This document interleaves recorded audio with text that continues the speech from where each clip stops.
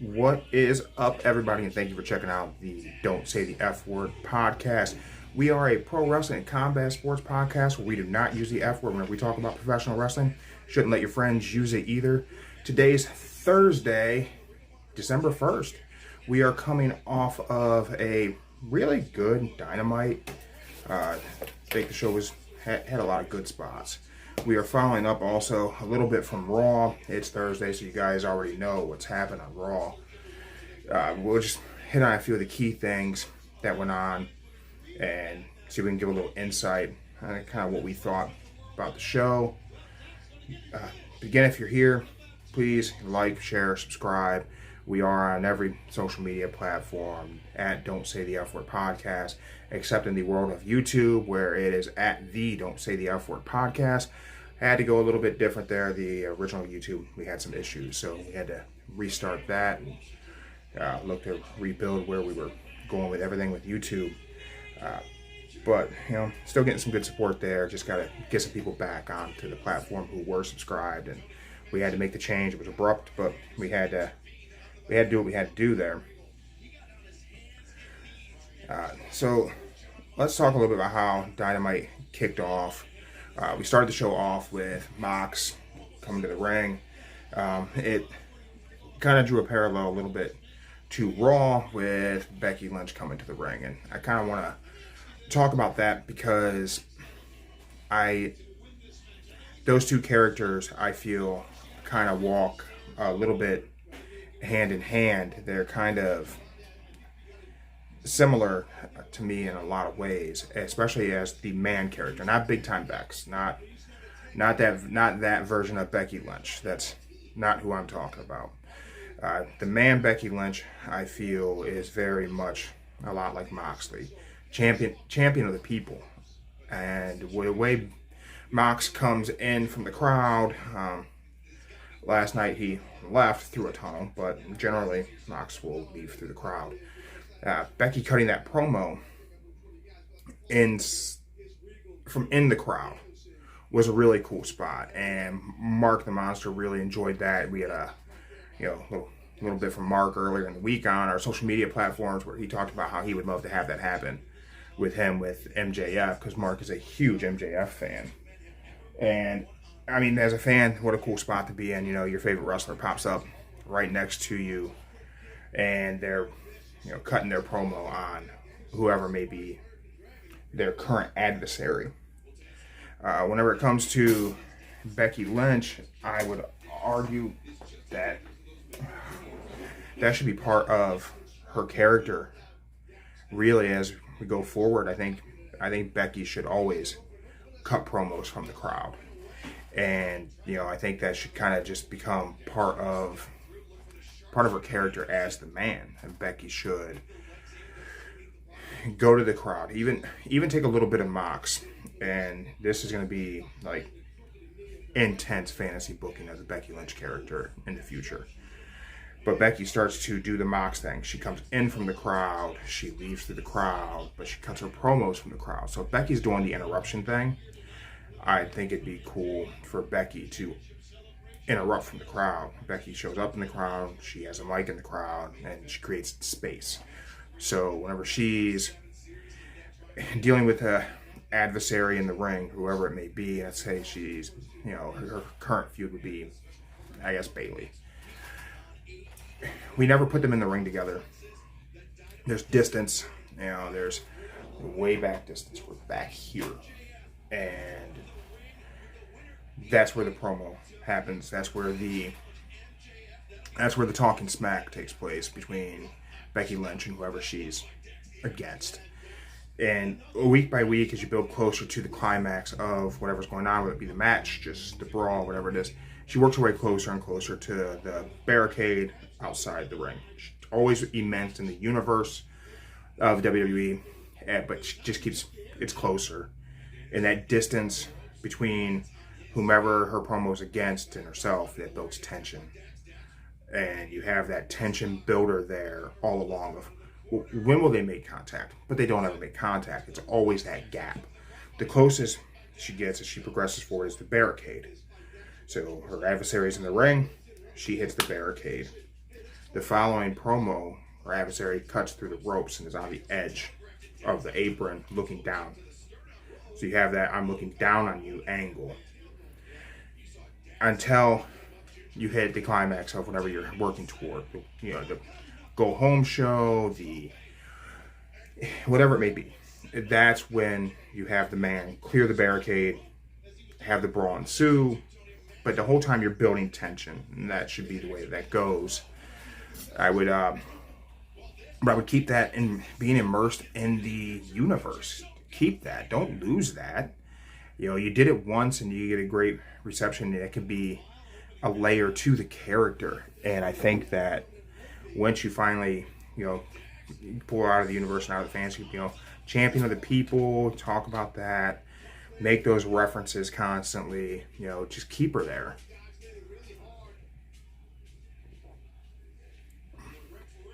Sorry, not a sponsor, but the Health Aid Holiday Cheer kombucha is fantastic. For those of you who like a beverage that you got a weird palate like me and you like something that tastes a little rank but you enjoy it, man, kombucha is probably the way to go. And it's not being a Rogan bro or anything. It's good. But I think that would be a good angle with Becky to have her emulate Moxley and never really call that out.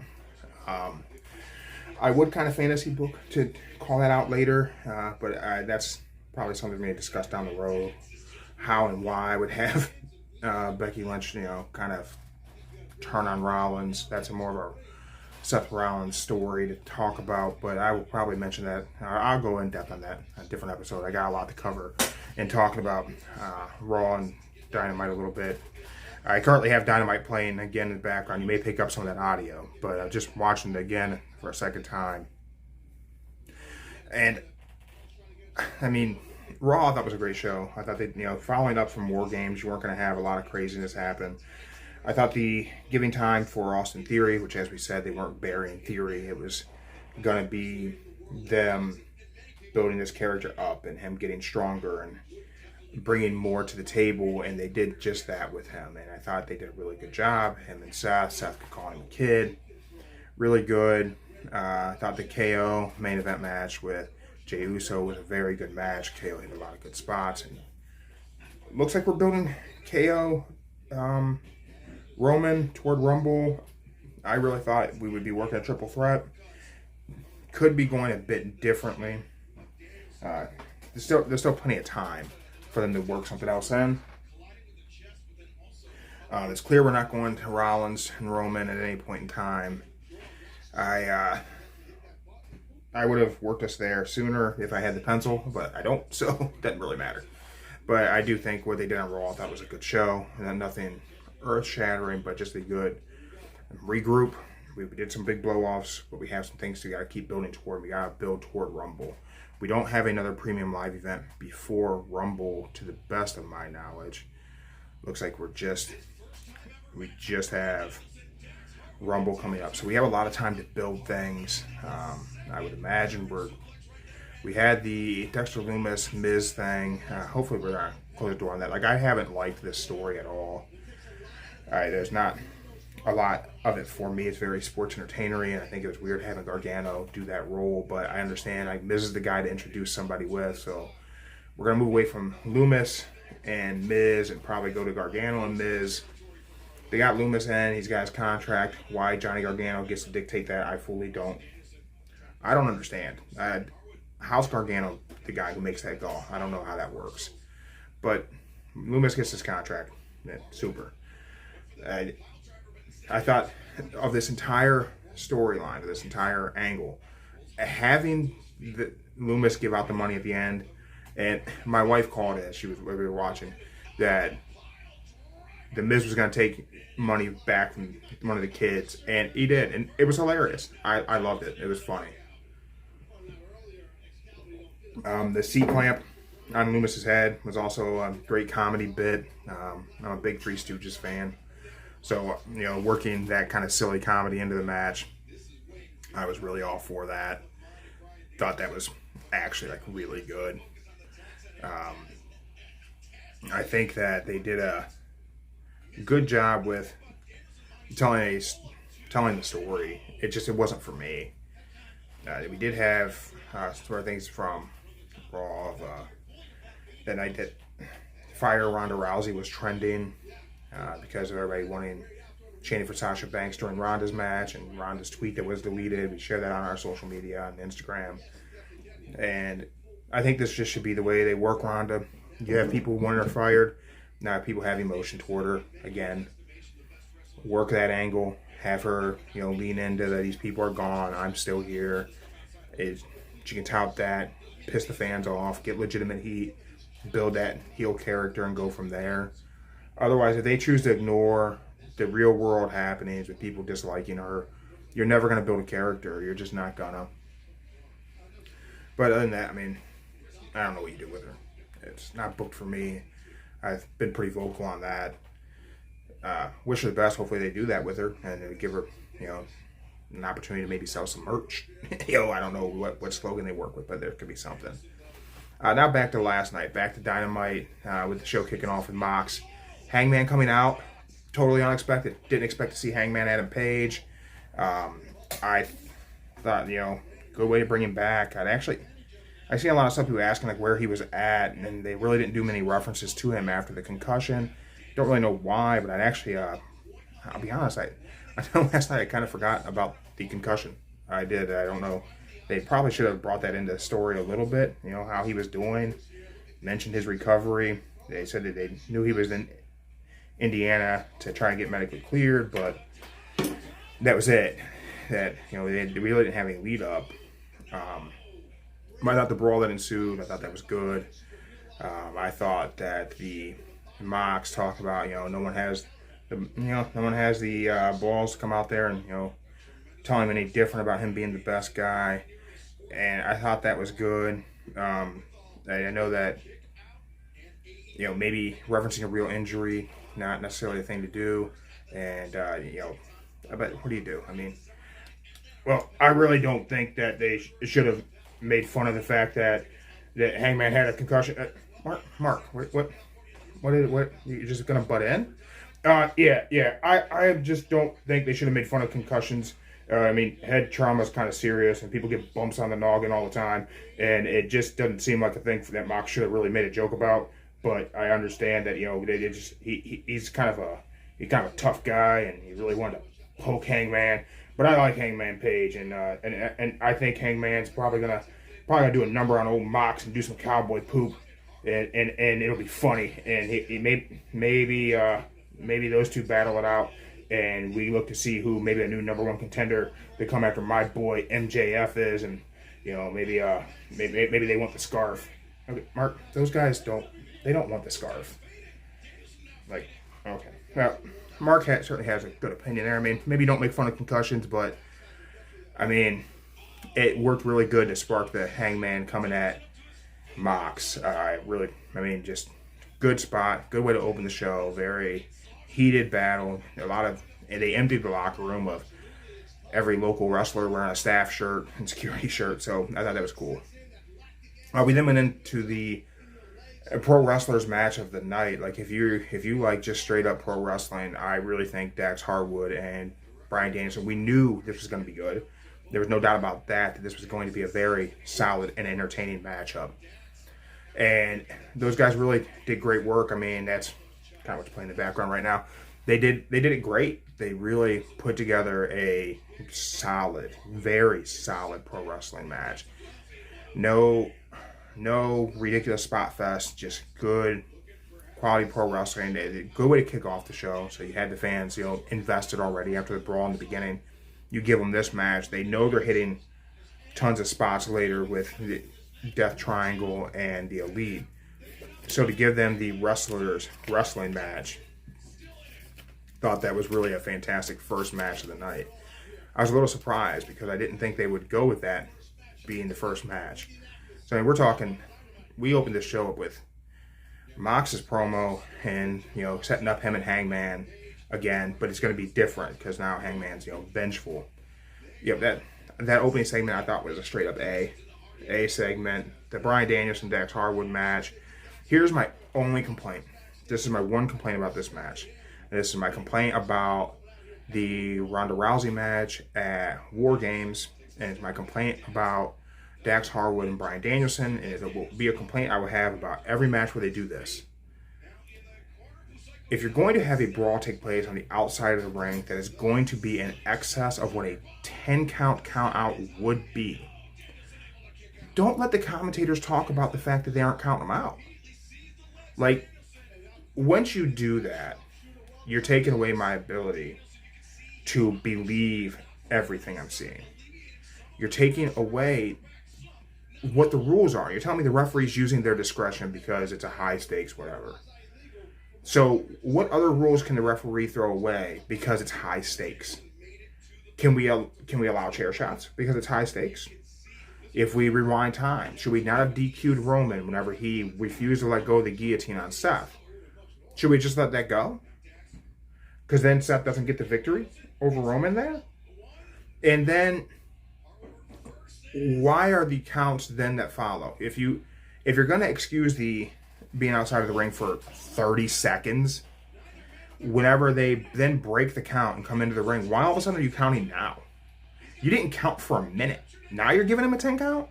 Like, I don't understand that. And to have the commentators point it out, well, now I'm paying attention. Otherwise, I was just enjoying what I was seeing. I was taking what was on my TV set into my eyeballs.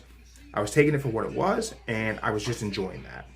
But then once you tell me that the referee is choosing to not count a guy out, I gotta wonder why. And why weren't we counting then, and why are we counting now? And now anytime they're outside the ring, well, now I'm doing my own count. And now I'm trying to figure out, well, can this ref just simply not count to 10? Like, what's the discretion here? Where are the rule sets? What makes it a time to do it and not to do it? And if we're going to have 10 counts in an AEW match, but 20 counts in a Ring of Honor match that could potentially be on the exact same program, but we're going to ignore it no matter what, as long as we choose to hit the spot. I think if you're going to hit the outside the ring spot, do it within the time frame. Get there, hit it, get back in. If it's impactful, include the ringside doctor. If it's something that's so outrageous that you need 40 seconds of recovery time, get the doctor in the ring. Get the doctor outside the ring. Get the doctor there to tend to the wrestlers, to have a reason to not do the count. You can't just stand in the ring as an official and just not count because these guys got to get to their spot. You're taking the believability away because now we just know you're setting up. You're setting up, you're recovering, you're getting back in. It kills it. It takes away. If you didn't let the commentator say anything, the shit doesn't matter. Don't reference the count out. Don't reference the ref not hitting it. Just let it go. Let it be organic. Let it be. Once you start telling everyone, oh, the referee just isn't counting 10 because now's not the time to count 10, now we're wondering why. Why was it time 4 minutes ago? Why is it time in 15 seconds? Why are you counting now if you didn't count then? What changed? I don't know. I'm on a soapbox on that one because it just, to do things to take away from the believability and pointing out that I should be questioning certain things. It's not the commentator's job. The commentator's job is to tell me the story and pull me in. Don't tell me about the rules that are not following. Tell me what I'm seeing and pull me in further. Don't take away from what I'm seeing with my eyes. Let me see it. Let me analyze it. You just keep me hooked. Don't tell me he ain't counting. Don't tell me that now he is. Let him do his thing. Let me see what I'm seeing. I don't know. I'm going to get off that one. I'm going to, move forward on to the next thing. We had the Danielson and Dax match, which was very, very good. My only complaint is the outside the ring piece, but I mean, is what it is. We followed that with what for me painful segment. The Blackpool Combat Club and JAS backstage soundstage segment from Nashville. Why that's where the AEW soundstage is, I'm not really sure. Because I mean, Dark's done in Florida, so I'm not sure why they have a soundstage in Nashville. Not sure if we're dropping hints of an AEW NWA collab, but boy, do I hope that's the case. But we had that segment in the back, in the soundstage or whatever, and it was terrible. For me personally, Claudio, I mean, given the worst talkers on the roster a segment when leaving it to Renee to bring personality to it, I don't think is like a way to go. I think that, I'm not a Jake Hager fan, but I like this hat thing. The hat's funny. So, I mean, that's good. But, 2.0 guys, their characters don't work. It's silly nicknames. The sports entertainer thing, whenever WWE is no longer stressing sports entertainers, it kills everything about Jericho Appreciation Society. They need to look to regroup. They need to figure out a way to flip that on its head and go a different route, because we're not making fun of Vince anymore. We're not making fun of an inferior product anymore. We're making fun of past things. So now it just falls flat week after week after week. I feel like the Jericho Appreciation Society segments fall flat for me. Not that these guys aren't great wrestlers. They're very good in the ring. I think Hager could be booked a little bit more monstery, like a little bit more big guy, but I mean, he's very athletic.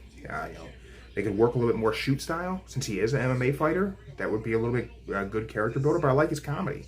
He's actually doing good comedy with the hat, which I wouldn't have expected it. By any means would I have expected that. I just don't know what you do with the entire totality, is that a word? Could be a word, of the JAS, since the whole shtick is to make fun of sports entertainment. We then followed that segment up with another really good match, Samoa Joe against AR Fox, which I'm not hugely familiar with AR Fox, but the guy does great work in the ring. He's officially part of AEW now. So those two put together a great match. We knew AR Fox from last week. He hits a lot of high spots, and we knew Joe was going to do Joe's walk-off.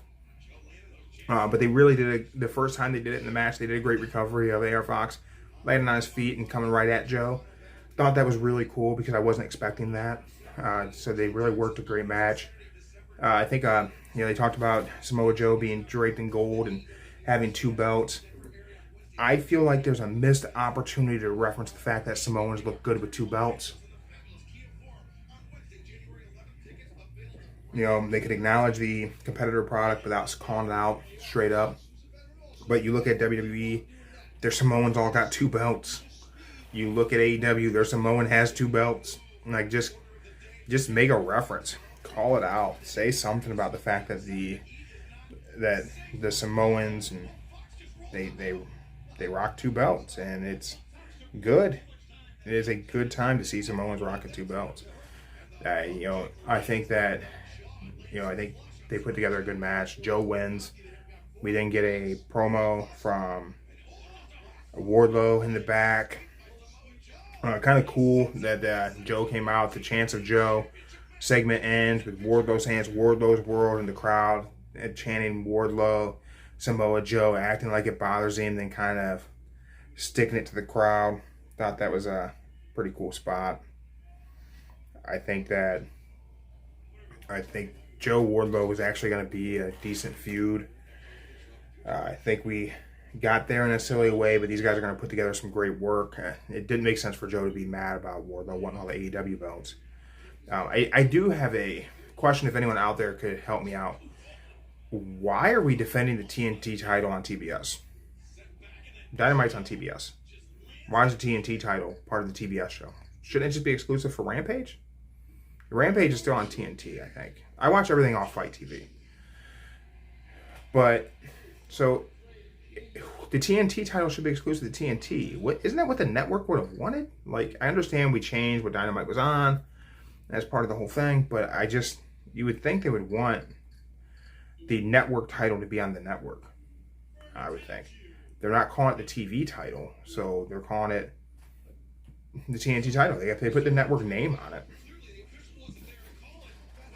We then got to the MJF promo. The MJF promo went kind of a different way. I wasn't expecting MJF to do a Burberry belt. I wasn't sure where we would go with building him up as far as him dealing with Ricky Starks, and he does talk about Ricky being a fake star, something like that. Ricky Stark, MJF feud doesn't even make sense. to be honest, they haven't built Ricky up to be a star, and having Ricky's match later on, which is just going to, so I'll spoil this one. Ricky beats Ari Daivari later after an Ethan Page promo about him making it facing MJF. But, I mean, you're facing the world champion, but your match on the show is going to be against Ari Daivari. It doesn't show you being a main event talent. They're not doing anything to make us believe that you're going to beat MJF by having you beat Ari Daivari. They could have given you someone who had previously been in a main event or somewhere, that has sniffed a main event at some point in time in their career to tell me that Ricky Starks is deserving of an AEW world title shot. They did not do Ricky Starks any justice. They didn't make Ricky look like a star there. They just didn't. I do think the new AEW title looks cool. I think that they did I think the spot was good, but I'm gonna, since it's MJF, I think this was just going to be a good time to. Hey, Mark, you able to pop in here, bud? Yep, yeah, I can pop in. What do you need me to do? Mark, could you just is there any chance you could talk about MJF and fix your scarf? What did you think of MJF's promo with what happened to Regal? What'd you think? Oh, well, it's MJF, so I liked it. I thought that the devil getting one over on the villain, the gentleman's villain in William Regal. I thought that was probably should have been expected, right? It's Regal's fault. Regal was really mean to MJF in those emails 7 years ago. Regal made MJF feel bad. MJF felt bad about himself, and we've all been there. We've all had someone, an elder, be mean to us and make us feel bad about our skill set and make us not be happy. And MJF was sad. William Regal made MJF sad. So I don't know. I think Regal had it coming. I think that the AEW title looks a lot better now. It matches MJF's scarf, and I think that whenever I get some of my allowance together, I'll get me an MJF scarf, and I'm gonna change some of my toy belts. And I got this one on, and I'm gonna deck out my other ones. But I think that Regal shouldn't have been mean in the past, and he shouldn't have thought there wouldn't be ramifications, because there are ramifications, Will. And I don't know. I think that William Regal probably should have listened to Mox. Mox told Regal, go away, run, go away, don't come back. And Regal came back, and well, MJF handled business. That's it for me. That's my opinion. And I'm furrier than you. You know it. Okie dokie. Well, Mark's got an opinion. I think that this is writing Regal off TV. I think, we've seen things that William Regal maybe didn't have a whole lot of time left in AEW, that Regal may be heading back to the land of Titans. I don't know if that's the case. I think there's probably something going on, him wanting out of that contract. I think if Tony Khan did not get Regal onto a longer deal, I thought it was 3 years. There were reports that he had a few months. I don't know. I think a shame on Tony Khan if he didn't secure William Regal for a couple of years. If he didn't secure Regal for a couple of years, I just don't see what the point was. You put so much on a guy who's going to be gone. And I think Meltzer said the same thing. You put so much on Regal, and now he's going to be gone. What was the point? Why'd you do it? Like, you have the whole Blackpool Combat Club wrestling the idea of William Regal being there to mentor them. You could have worked that angle. You could have had, Bryan Danielson still be associated with him, and Mox isn't. I don't know. The fact that it wasn't really done in that regard. You had Danielson goes in the ambulance with. So if you haven't watched it, MJF turns on Regal, blasts him with the brass knucks, makes reference to William making a deal with the devil, and that basically he had it coming because of the emails. And then they take him out in an ambulance because Regal's had neck fusion surgeries, a brain bleed, all these things. They talk about his past injuries and take him out in an ambulance. And Bryan Danielson goes out with him. You keep an eye on his mentor. Guy was like a father figure to him. I think that's just putting Regal off TV. I think one of the best parts of this entire promo, not just the turn, I love that they talked about the fact that MJF is a special attraction. That he's not like everybody else, and he's never been booked like everybody else in AEW. Even though he was just Cody's guy. You didn't see MJF every week. You'd see him, they'd sprinkle him in here and there. A little bit of MJF here and there. He'd do promos, of course. A few matches, you could see he was talented. But for Max to wrestle, had to be a pay-per-view. Generally speaking, it was going to be a pay-per-view. And I think I'm getting wrestling figures delivered today, and that's why my dog's barking. If you can hear my dog, it's because wrestling figures are being delivered. And maybe more belts for Mark. But I think that it was very important for them to make Max be a special attraction all along. I think that's something that was Cody's booking, and I think that Tony Khan has stuck with it. Probably Max's deal is for him to have some creative control on how his character's booked. If you want to make something be special, it's got to be special. It can't happen all the time. You want it to matter to people, you got to make it matter in pro wrestling. And they make Max's matches matter. He's not on Dark. He's not on a YouTube show. You're not seeing Max practicing his spots on being the elite. Max is kept special for a reason because people need to pay to see the villain. They need to be paying money. Yeah. Your baby faces sell t-shirts. Your heels put people in the seats. That's Roddy Piper. That's Ric Flair. And Max is cut from their cloth. It's important to keep booking him that way. It's important that if Max is going to go on this run, he said he's going to have a world title run that'll make Bruno Sammartino turn over in his shitty grave. Max needs to not defend that title on Dynamite. That title should never see an episode of Rampage. It should be kept for the pay-per-views. You want to see the world champion? You better buy the pay-per-view. That needs to be the work. It's got to be that way. It's got to keep that world title special. But I mean, that's my opinion. I thought the MJF segment was also very good. I thought this entire episode of Dynamite was good. I think it's going to suck that William Regal is probably leaving. Could be wrong here. It could be something else completely. There's a good chance nobody knows. A lot of people are going to say they know. You're going to tune into a lot of YouTube shows and podcasts. People, oh yeah, Regal's gone in 3 months. And nobody's seen his contract. Meltzer ain't seen William Regal's contract. No one has. It's all speculation. Yeah, we're all just speculating. It just seems like they're taking him off TV. Taking him off TV after making him be the guy in a big faction that sells a lot of merch. Does a lot of things. Generates a lot of numbers. You're taking him off TV for a reason. Probably because he's not going to be there. I do think MJF's references to the Bidding War 2024, Nick Khan and Triple H, I think those should be isolated instances. I don't think they should do it every promo he gets a chance to, but that's not a major issue, to be honest. The other big part of the night was the Elite and Death Triangle.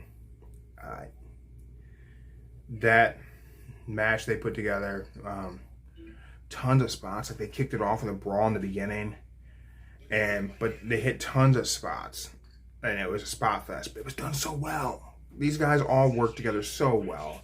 These 6 guys, Pac and Omega, just always have such great chemistry in the ring. If you go back to the early days of AEW, their feud and all their matches were just really fantastic. And I really hope that's something that gets continued and accentuated on as we progress in the world of AEW. If you're wondering, I'm not hitting the Jade Cargill Bow Wow segments because that's not pro wrestling booked for me. I just don't enjoy it. I don't know why Bow Wow's involved in pro wrestling.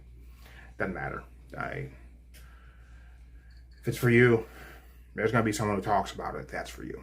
I would go find that guy. I'm not that guy. Mark's not that guy. Well, it's just not. That's not pro wrestling booked for us.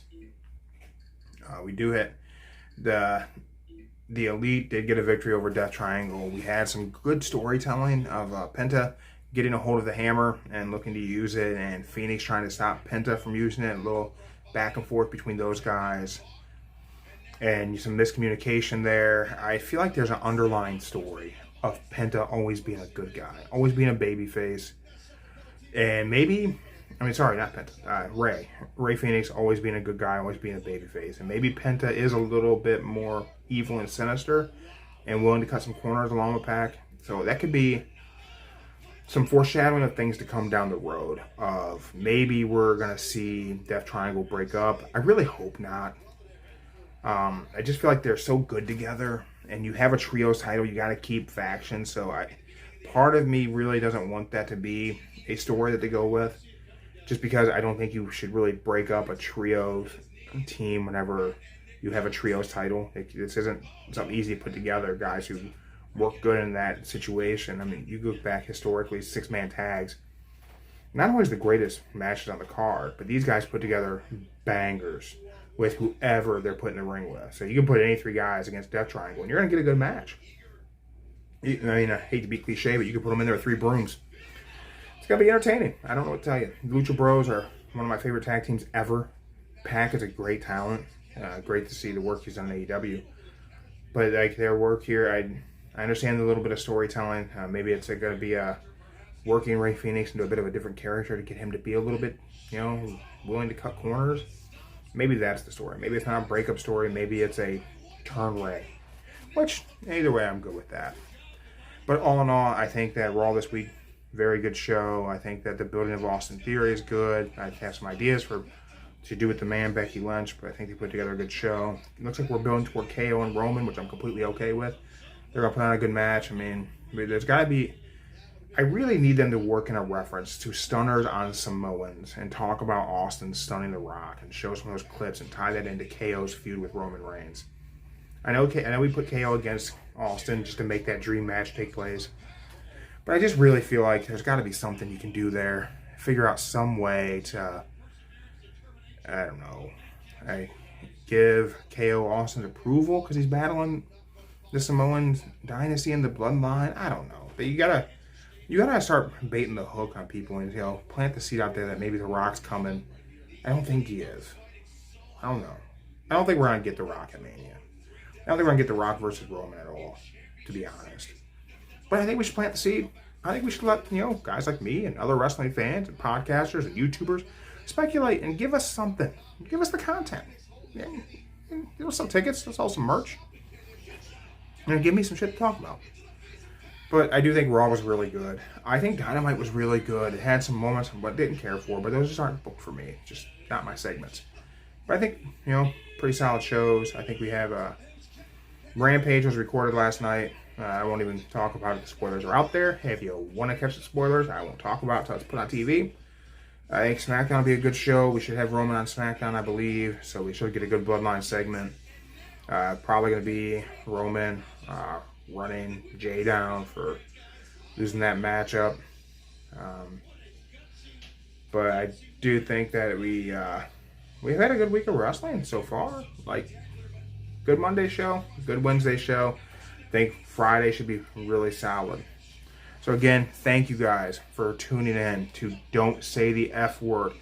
Please don't let your friends use the F word when they talk about professional wrestling. Respect the art of pro wrestling, these artists that hop in the ring. We're also your home for some combat sports. We do have a good weekend of combat sports coming up.